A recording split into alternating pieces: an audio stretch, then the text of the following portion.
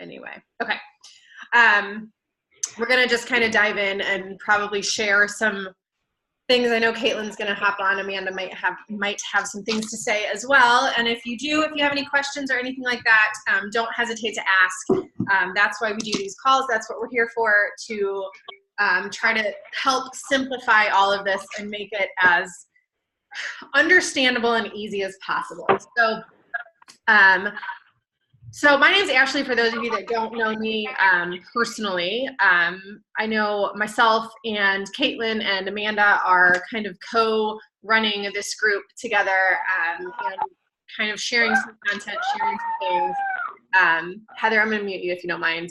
If you need to, okay. If you have a question or anything, just hop in or type in the chat.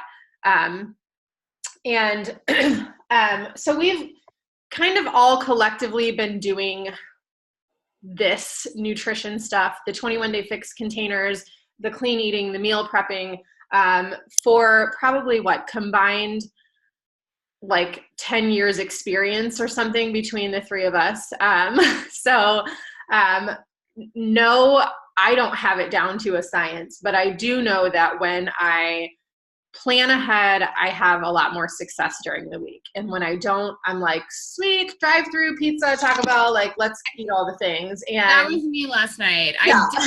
Amanda was posting her Domino's pizza. I got Domino's on the way home. Yeah, and that's real life. And we know that, like, life happens and nobody's perfect, and we don't expect anyone to be perfect at this. But the simpler that we can make this, the better success we will all have long-term, with nutrition, with weight loss, with muscle gain, all of the things, and just feeling better overall. And I know you guys can probably speak to this, that like, if you eat pretty good and you cut out some of the extra crap, like, you feel a ton better. And even if it's like a few days, if you're used to eating the processed foods and the sugars and the soda and things like that, and then you cut that out for a few days, you kind of have this like mental clarity that's like, wow, I actually, like, this is how my body should feel. And when you do that, for a week, for 2 weeks, for 3 weeks, for 6 weeks, you really start to feel that, the energy, and you start to feel a lot better, and you start to feel a lot healthier. And I know that there are several of us that are in here specifically for weight loss. There are several of us in here that are specifically for nutrition and understanding the nutrition portion of things.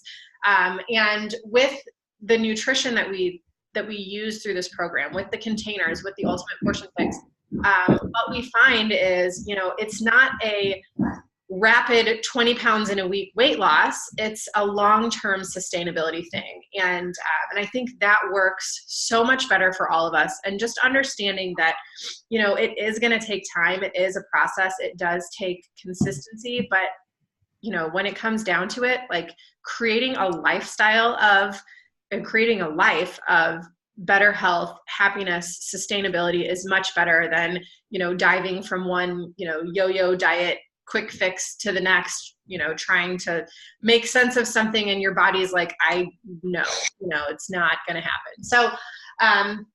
So I think we wanted to cover a little bit today, some meal planning stuff. We are, technically, if we're following the course curriculum calendar, we're technically supposed to be on, week 3 tomorrow.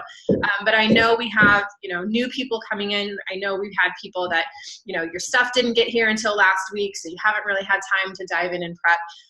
So there's no, like, you have to be on this day and you have to be on this video, and we're not going to like kick you out of the class if you're not, following the curriculum to a T, but, taking this at your own pace, doing what you can, with what you have, and just overall, like, one foot in front of the other, taking it one day at a time, and just trying to make sense of it, is key. So we will technically be diving into the containers this week. We will be doing a lot more as far as meal prepping, meal planning for the week. And maybe for you, that means like, okay, I have a crazy busy week, but I know if I can just plan ahead my meals for tomorrow, like, then I'm good.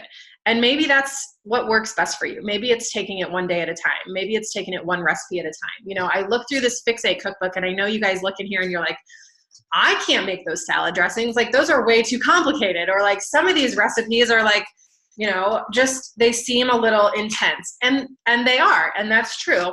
And a lot of times, you know, we get, you know, you go to Barnes and Noble, you buy a new cookbook, and you look through there, and like, I am not Julia Child by any stretch of the imagination, and I have no idea how to do any kind of fancy cooking.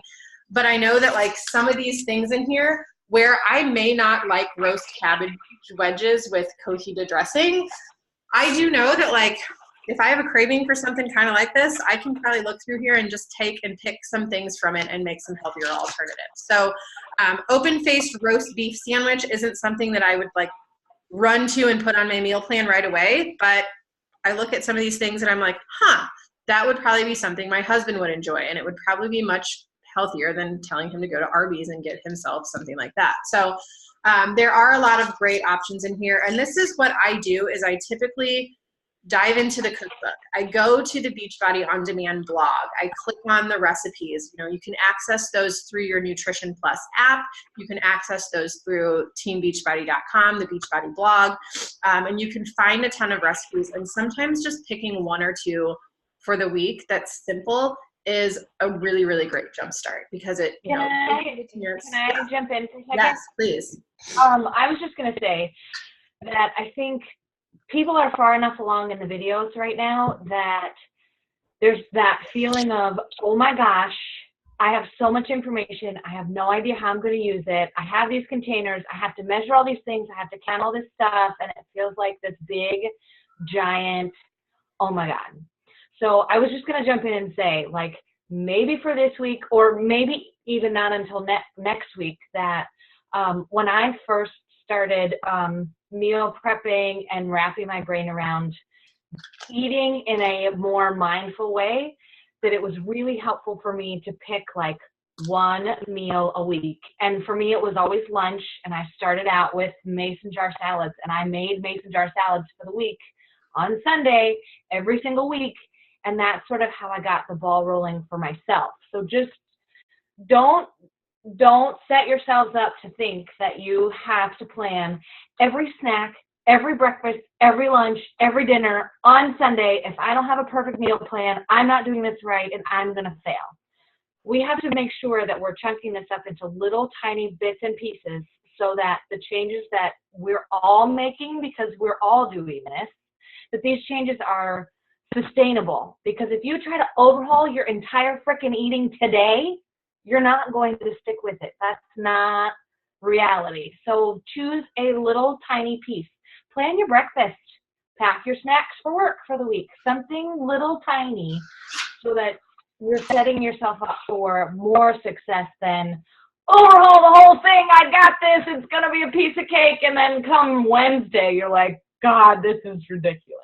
So sorry. I just don't get overwhelmed, friends. Right. Baby steps. Right. Yes, and I think we shared some of the like meal plan templates. I can put this one in the group. This is one of my favorite, like I made this a while back, and sometimes to have it written in front of me, or maybe like, you know, to kind of fill in the blanks, you know. So this is something that I use and print out, and having it on paper for me is like, okay, I know that we do tacos on Tuesday, so I'm going to write tacos on Tuesday for dinner. And then I know that I typically do a crock pot on Wednesday or Thursday, and I just throw stuff in a crock pot and have some kind of a meal like that. So that helps me visualize a little bit. And then it also helps me with like going to the grocery store, you know, like I know if I have a little bit of a plan, or if I have an idea, like Caitlin said, like mason jar salads, like having a salad every day for lunch is something that's really simple. If I get a big clamshell of like mixed greens, and I cook, you know, some quinoa that I can throw on there, and I, you know, measure it out in my little yellow container as a carb, throw that in there. You know, I want to throw some avocado in there, so I throw that in my little blue container. And like we typically batch cook chicken on Sunday, and turkey burgers to use as like a protein for our lunches during the week. We have a question. Is it Thera? It says Thera. I'm like terrible with butchering names. Robin. It's Robin. Hi, Robin. Oh, okay. I'm like, is that your? Okay, Robin. Okay. No. Here's my question. My containers are different than the example of plan B. Do certain containers have to go together, or can you mix and match? And should you spread your teaspoons out in a day? Yes. So it depends on the plan that you're following. If you're following just the general like foundational fix plan, then you get like, hold on, let me dive into the. Yeah, I'm gonna assume, Robin, that you're asking about foundational fix, like just starting bare bones. And that, yes, it's always a good idea to mix up your containers throughout the day. And yes, it's a good idea to spread your teaspoons out throughout the day if you can wrap your brain around that. I wouldn't save your 4 teaspoons for like dinner time. In one of the videos, Autumn even talks about how you don't want to save a blue and orange to the end of the day because you want to mix them up. That way the macronutrients like work together. And like, don't eat just one at a time either, because you want to mix and match them, and that's how your body like starts to consume them together, so it works in whatever your goal is, whether that's losing weight or gaining weight so you can gain muscle, or even just sustainability. So and then also remember not to save your yellow and eat those before like 6 o'clock at night. Like you don't want to be eating all of your carbs at like 8 o'clock at night either. So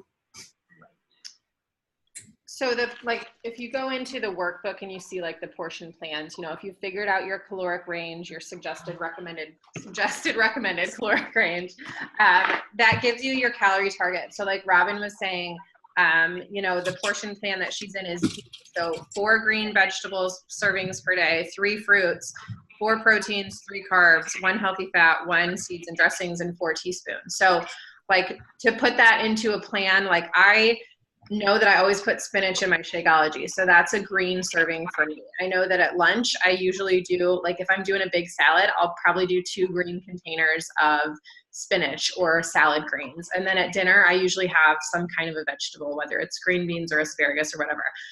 Some days I put, a green serving of spinach, peppers, cauliflower rice in my eggs for breakfast. So that takes care of a vegetable for me for the day. I usually do fruit in the morning, fruit in my Shakeology, and sometimes fruit in the evening.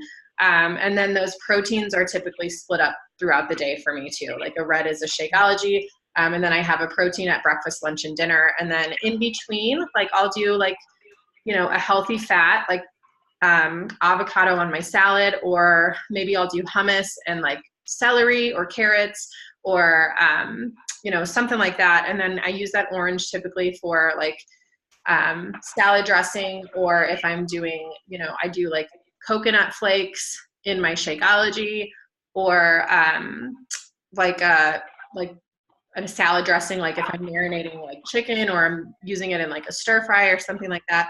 And then I try to do those teaspoons throughout the day. And sometimes like I'm like, oh man, I have 2 teaspoons left. It's the end of the day. Like I'm just diving into the peanut butter jar.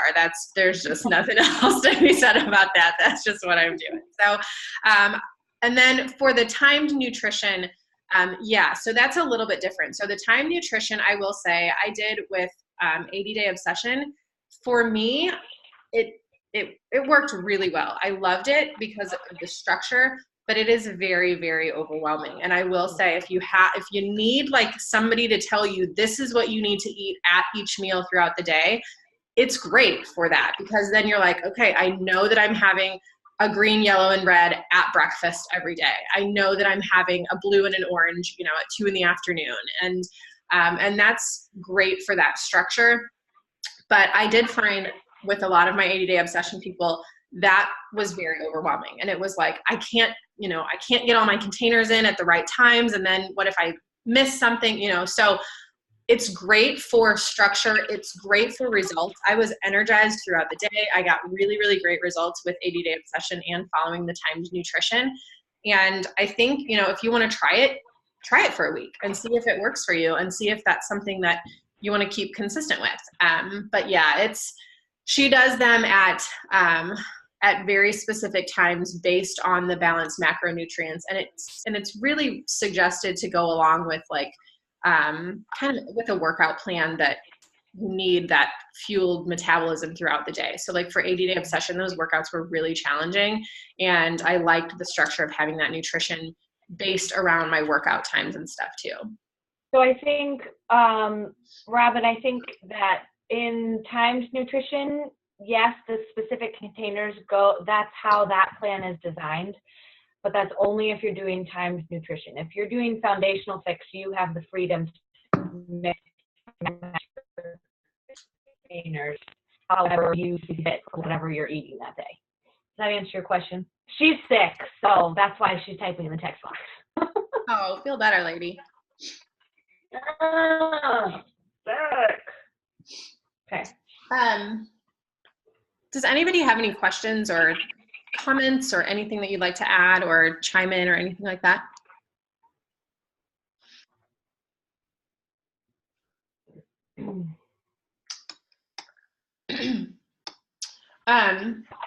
I am personally going to do a meal plan here shortly, and I am going to, I'll upload this into the group. If somebody wants to use like a meal plan template, you're more than welcome to use the one that I've made. Don't feel like you have to like print this out, fill it out, and make it perfect. But I like to have I like to have a visual in front of me. I do better when I can like check things off a box and like, you know, use highlighters and stuff like that. I'm kind of a nerd like that, but it works for me. So if this is something that would help you, by all means use it. We have a dry erase board that we keep in our kitchen, and I write my, you know, nightly meals on there that I plan on making. And I love that. So moms that have, you know, kiddos that, well, obviously kiddos that eat food, but like kiddos that are involved in your cooking meal planning process and that have a say in what you're eating. Like for me, my kids are 10, 7, and 5, and they are very, very picky and have very specific individual nutrition likes and dislikes. So I like to involve them in the process. You know, what are some things that you guys want to have for dinner this week? And then I try, you know, if they're like hot dogs and mac and cheese, okay, you know, but then I try to also make things a little bit healthier too. I do make sure that they're eating vegetables, you know, at dinner every night. I do use the Daily Sunshine Beachbody Kid Shakes to kind of give them that little extra bonus, like milkshake, you know, that they get to have that has fruits and veggies in it. But I ask them what they like, and we buy a lot of those things. You know, one likes kiwi, one likes broccoli, one likes peas, the other one doesn't, you know, so we do have some variety. I don't try to like, you know, cook for every single one, everybody's meal every night, but sometimes it's, well, you know what, you have to try it. And if you don't like it, then, you know, you can have leftovers from last night. But we do try to involve them in the meal planning process. And some nights it's just easier to have, you know, make flatbread pizzas for them when we eat, you know, chicken stir fry if they won't like it. Robin, I have a super skinny husband that eats a lot. I have chosen some of the dinner recipes like beef and broccoli. What do you do to bulk things up for a hungry, skinny husband? Yes, Caitlin said add in some carbs and healthy fats. Definitely additional proteins. I would make sure that he's having some kind of a wholesome carb at you know, every meal, breakfast, lunch, and dinner. And then, you know, those afternoon snacks are key. Is he trying to gain weight? Is he trying to build muscle and add more to his frame? If so, you know, bump him up to the next calorie bracket for a little bit. And see if that helps. And a lot of times that's going to help kind of jumpstart that metabolism and really help him start seeing a lot more results that way. Again, yeah, healthy fats are great. So Luke, whenever my husband Luke is really focusing on building muscle, he does his Shakeology in the afternoon, and he adds like a whole banana. He adds a half a cup of oats. He adds, you know, a couple tablespoons of peanut butter. And then he does almond milk. And some spinach in there too, just to kind of make that, you know, a 300 to 400 calorie shake. And that really helps with, you know, instead of just drinking it liquid. And if he's not using Shakeology, if you're using just a regular protein or whatever, that's fine too. But he bumps up his serving sizes quite a bit. So in the morning, instead of doing like 4 eggs, he does 8 eggs, or like he usually does egg whites. And then, you know, 2 pieces of toast instead of 1 and stuff. Okay. And she just said, oh, making different things for the family. Yeah, just give him an extra serving size. Yeah. That'll help. That'll help. What else?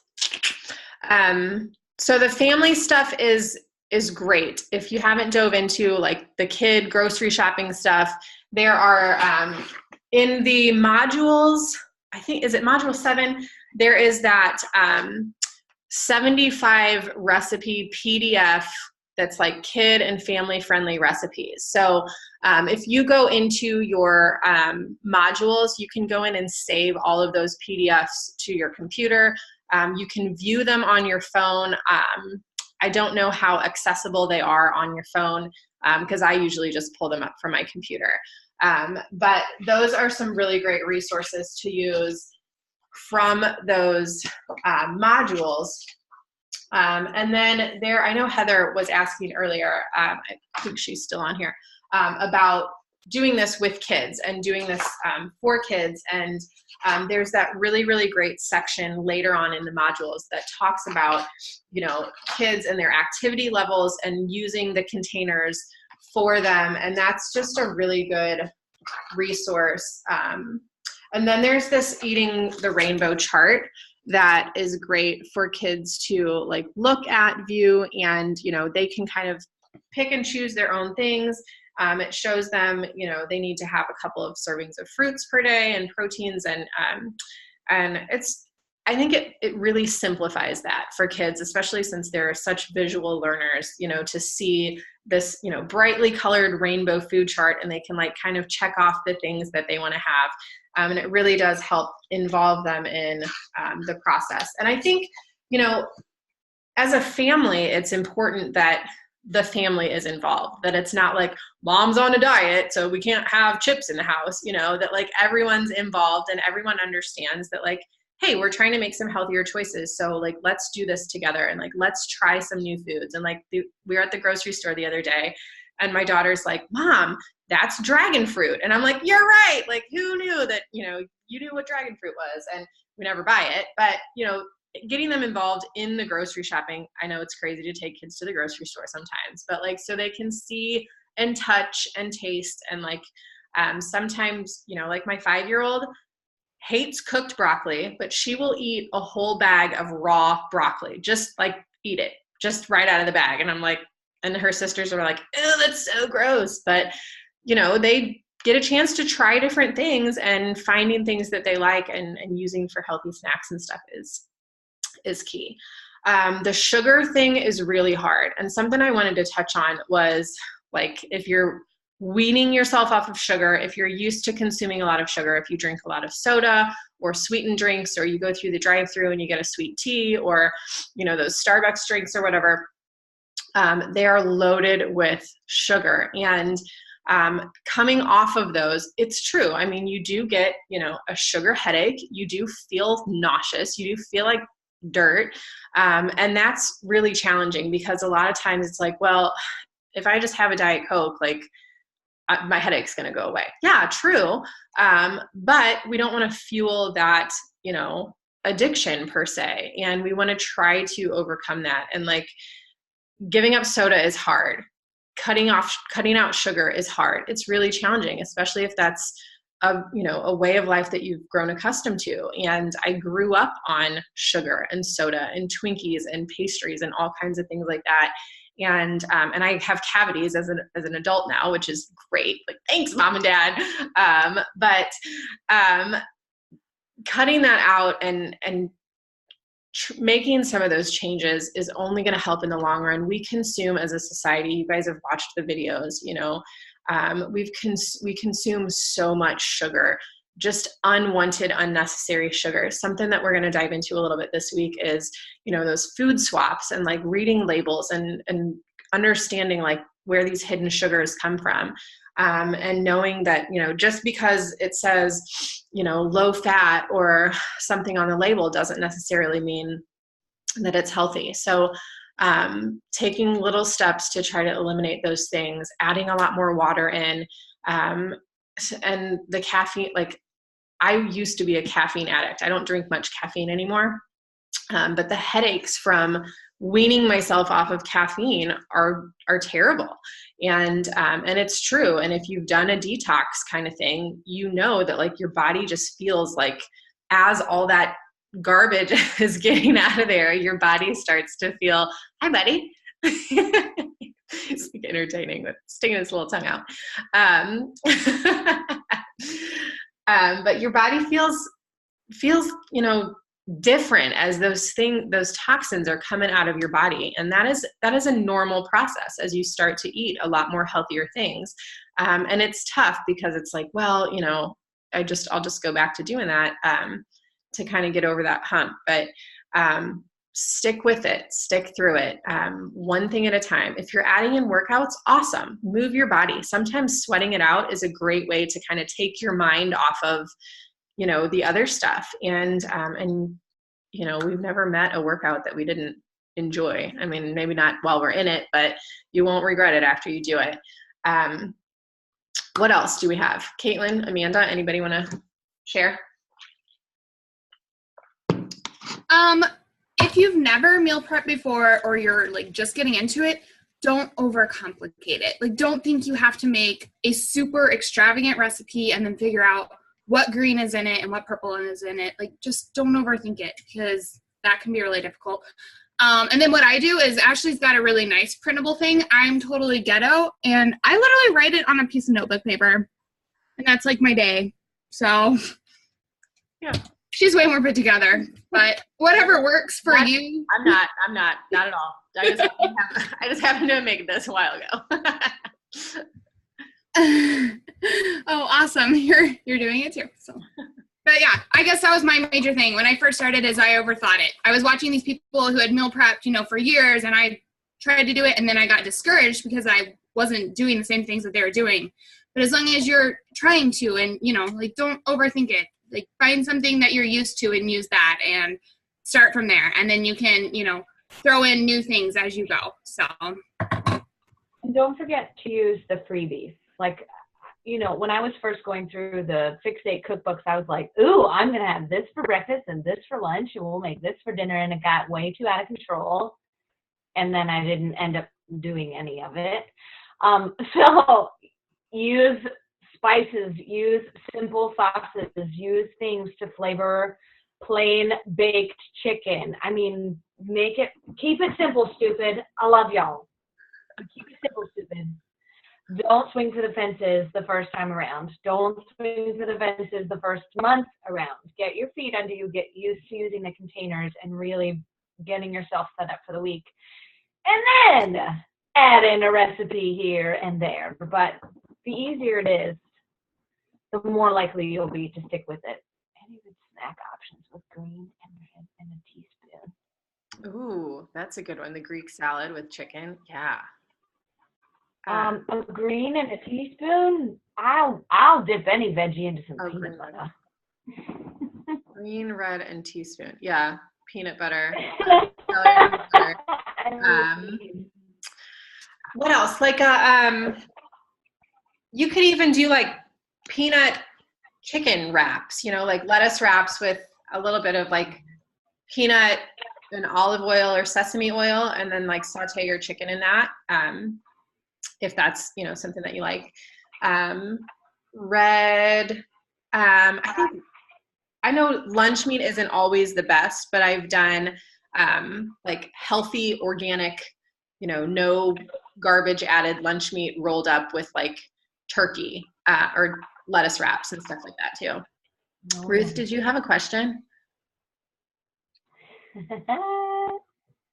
You're muted. Oh, there we go. Okay. Hi. Hi. Can you hear me? Yes. Yeah. I don't know how to use this. I'm sorry. My question is, do you, when you prep, do you prep for just yourself, or do you cook your meals and then you cook for your family? I can take that one, and you guys can share what you want to do too. I do. I typically do, like, my husband and I cook our lunches are pretty basic for the week. Like we cook chicken, we cook turkey burgers, we cook, we roast potatoes, veggies, we roast a bunch of vegetables, and that's kind of like our lunches for the week. Our dinners, like if we do tacos, our kids will eat tacos, or I'll take some of that stuff and throw it in tortillas and make it into a quesadilla for them because they eat quesadillas. Usually if I do a crock pot like chicken stew or beef and butternut squash stew, they will eat that. And then a lot of times, like if I do barbecue chicken in the crock pot, we'll have, barbecue chicken, lettuce wrap, salads or something like that with, rice on the side or quinoa or whatever. And they'll do it on like Hawaiian rolls and then have like a salad or something. So we do a few things kind of different for them, but typically we don't cook fancy. Like we kind of cook bland and simple, and we do stir fries and stuff like that. We do kind of just basic meals. They love burgers. Like we do turkey burgers. We do I've done like meatloaf and stuff like that, and they'll usually eat that. And so I kind of do just bigger batch cooking of that. For lunches, they're usually eating lunch at school. So we just do simple kid lunches, sandwiches and veggies and fruits and stuff like that they can take in the lunch. Caitlin? Yeah, I think for the most part, the only meal wait, hold on, let me try this again. I was going to say the only meal we really sit down for is dinner, but that's not true because we do breakfast together. But the three of us do different things for breakfast. I prep my lunches. I prep my lunches. And then dinner time, our dinner is always a protein, a veggie, and some starch or carb. It is what it is. We're the same as the Roberts family. We are plain and simple. So we'll pick up, 3 proteins at a time from the grocery store, 3 veggies at a time from the grocery store, and then whatever the starch or carb is going to be. And if I'm being careful about what I'm eating, I may skip the starch or carb and double up on the veg. But that way it's not making a ton of extra work for me and for Bill. It just makes it easy to quickly jump through the grocery store, get our proteins, get our veggies, and get out, instead of trying to plan anything that's too crazy. But yeah, breakfast and lunch, we do our own thing.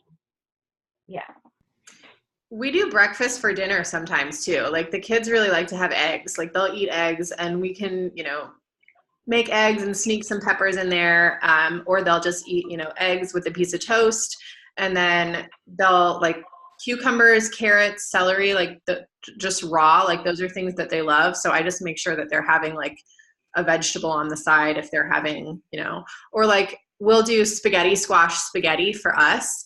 And then they just like regular spaghetti noodles or penne pasta noodles, and we'll do that, for them, and then just make sure that they're having a salad on the side or something like Is that. Isabel a picky eater?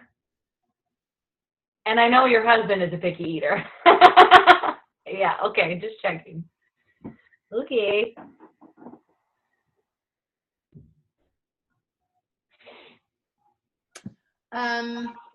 Amanda, did you have anything? Amanda has a 2-year-old. Do you want to share anything that you do differently? Or? I'm actually really lucky on that because I go to work so early in the morning that she eats breakfast at her daycare and lunch there. So I don't meal prep for anybody other than myself for breakfast and lunch. Because my husband also, his schedule's crazy if he's home. If he's not home, he's traveling a lot. But for dinners, I'm pretty simple too. I usually cook chicken, and I cook some kind of, quinoa or something with it, and then a vegetable. If it's taco night, I'll do a taco salad type thing. And my husband, I keep tortillas here, and he'll have 5 soft shell tacos. I mean, he's clearly not eating by the meal plan, but I told him one day it'll come back to get him, and then we'll work on it. And then my 2-year-old, if I make tacos, she wants meat and cheese, and she eats veggies. And I think because I started this before she even started eating food, she's always watched everything we ate. So we haven't had to dig into it, but I always just make sure that I'm making those options available, and I at least give it to her. So I don't know. I'm not super crazy on my dinners. Well, I keep it simple, just like they do. cleaner eating is faster cooking. It's so fast. I'm thinking like, you know, we were making casseroles and these crazy dinners because all this stuff had to take time to cook together. No, you throw some meat on the grill, you steam off some veggies, and you quick make a pot of rice, and you're good to go. It's like the simplest, fastest dinner makes life easier. And maybe, you know, Ruth, since Isabel is old enough, put her to work in the kitchen. Yeah. You see Henry work in the kitchen. I mean, like my daughter, when I chop, or we eat a lot of Brussels sprouts. So I'll chop it, she'll throw it in a bowl. So I think once they feel like they're helping make it too, they're more like they want to eat it because they cooked it. So I really think that getting them involved in the kitchen makes it easier for what you're feeding them too, because they're like, oh, I made that, I'm going to eat that. She's also preteen and attitudinal, so that could have something to do with it. Well, it's a punishment. Just kidding. Something that I struggle with my kids is the snacking. Like they come home from school and they're like ravenous wolves that like go to the pantry and they want to eat all the junk, you know, and like admittedly, I don't have like a big tray of fruits and veggies when they get home, and I should. And I know that when I do put those things out when they get home, they tend to eat them first. A lot of times I'll say, pick a fruit first, or we'll do, you know, banana bites with a little slab of peanut butter on top and like a couple little mini chocolate chips. And that's a really good treat for them. But they will go straight for like the chips. They'll go, you know, I try to buy, you know, organic Cheez-Its, you know, like the Annie's brand or whatever, or organic fruit snacks, you know. So like we still have some treats and stuff like that for them. But I try to do, you know, baked options like the puffs, like the organic baked puffs and stuff like that for like snacking and things. They do popcorn, which is another good healthy alternative. Like I said, we do those little Hawaiian roll, mini little sandwiches and stuff here and there. I know that those aren't the best option. They're, you know, they do have a little bit of sugar and stuff in them, but they're smaller, so it's not like they're eating a whole big giant roll that's loaded with sugar. But having them choose first, you know, when they get home, like, do you want carrots and ranch or do you want celery and peanut butter, you know, and giving them that option that they pick one or the other, you know, or do you want grapes or do you want me to slice up a mango for you, because they're like totally into mangoes and pineapple. And but it is cheaper to buy, you know, a giant pineapple and slice it up yourself than it is to buy a package of pre-cut pineapple. So they like to go to the store and pick out, you know, a cantaloupe and pick out a pineapple, and to have that fresh fruit on hand is helpful. I splurge and I buy the organic mini peppers. They like the mini peppers because they're really easy for snacking and they're, you know, kid size. And then we do like, I buy like organic yogurts for them. The little, like, I think it's like Stonyfield is the brand. They're like the little drinkable yogurts. We do all natural peanut butter. And then like cheeses, like string cheese. They do like a string cheese here and there. And, you know, as kids, like their brains are developing, they're growing a lot. So like a lot of those healthy fats are a great choice for them because their brains need those healthy fats for brain development. So we give them that extra. And my kids love avocados too. Well, 2 out of 3 of my kids love avocados. So I can slice an avocado in half and they'll just sit there and eat it with a spoon. So giving them, you know, those various options to try sometimes helps us from, you know, when they run home and they're like, I want, you know, a sugary granola bar and like stuff like that. So we try not to buy the really kind of nasty snacks and try to give them healthier options. So, well, my first offer, most days, not every day, my first offer to Henry when we get home from school is something fresh. You can pick this fruit or this veggie, and if he's still hungry after that, then, you know, it's whatever the protein is. So oftentimes it's the yogurt, or he'll have a piece of cheese or something, because those are the important things. But we try to, and without bringing it up to him, like without drawing any attention to it at all, we try to limit the amount of crunchy snacks that he has. A, because he has deep pockets in his teeth and he's going to end up with cavities chewing all his carbs. But B, the whole food options are always better. So we try to open as few packages as we can and offer the fresh stuff first. And if you're still hungry, we'll find something else.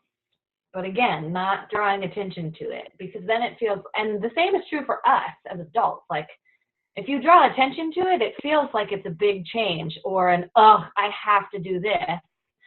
But if you change your dialogue and that this is just the way it is, I'm going to try a fruit or veggie first and see if I'm hungry next, or I'm going to chug a glass of water and wait 10 minutes. It just becomes normal, and you don't feel like you're restricting yourself or your family for that matter. So just, there are bits and pieces working here.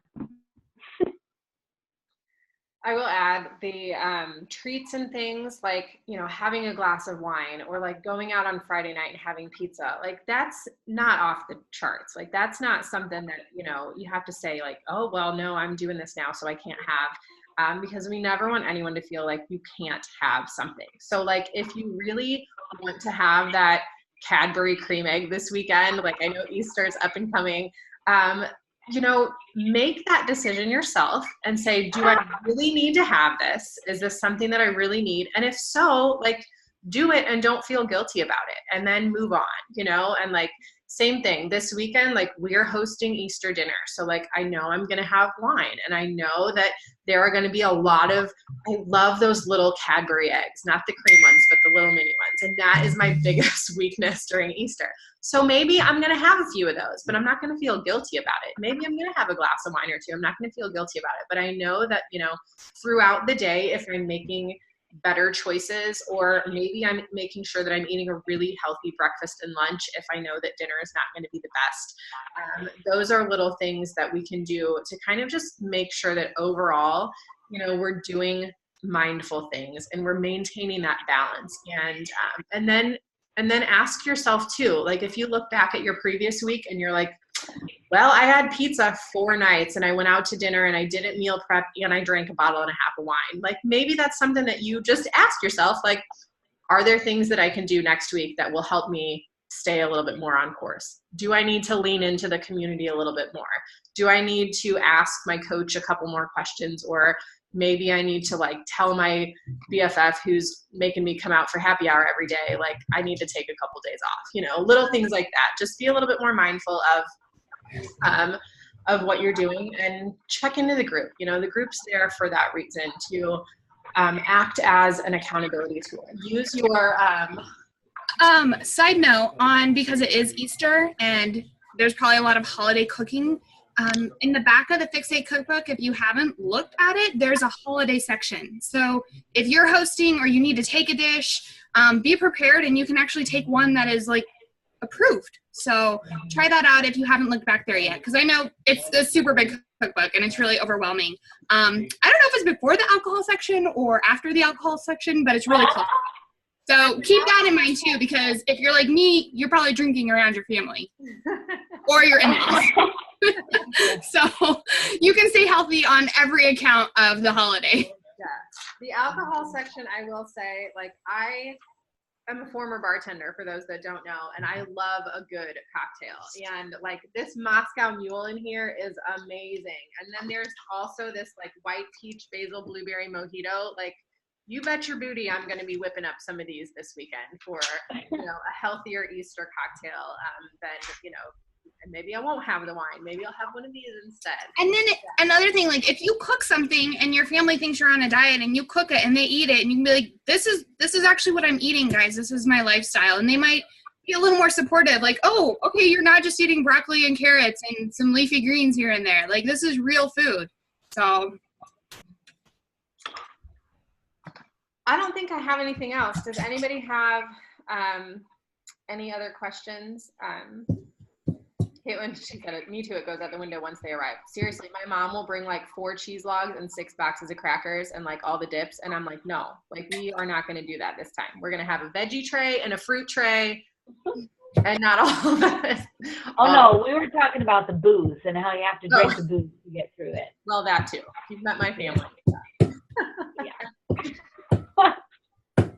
It's all good.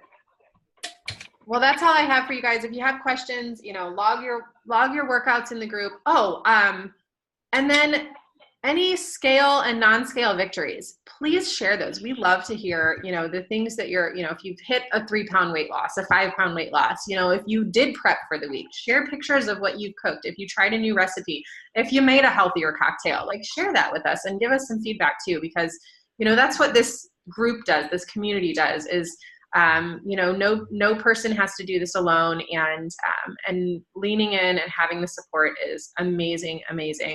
And to be able to do this together is really fun too. I'm still working through a lot of the videos and the workbook, and working on the kids stuff and the meal planning, meal prep stuff. So, you know, we're all in this together. And the more that we can do together, I think, you know, it really helps us all overall in the long run too. Anybody have anything else you want to add? Or if you think of something, Ashley, you're posting this video, right, since you're recording it? Yeah. If you have a question that you forget while you're on here, post it in the comments and we'll definitely get back to you. So. All right, y'all. Well, thanks for taking the time out of your day today. We really appreciate it. And best of luck prepping and all of the things today if you're doing that. I will upload this into the files section as well, this little blank meal plan template if you would like to use it.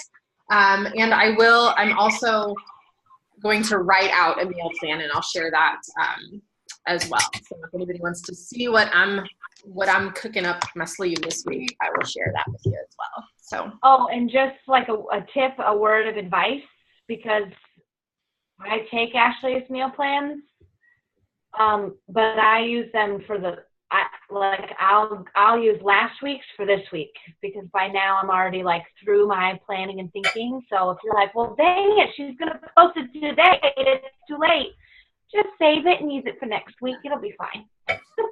Yeah. All right, guys. Happy Sunday. Thanks, everybody. Bye. Thanks, everybody. Bye.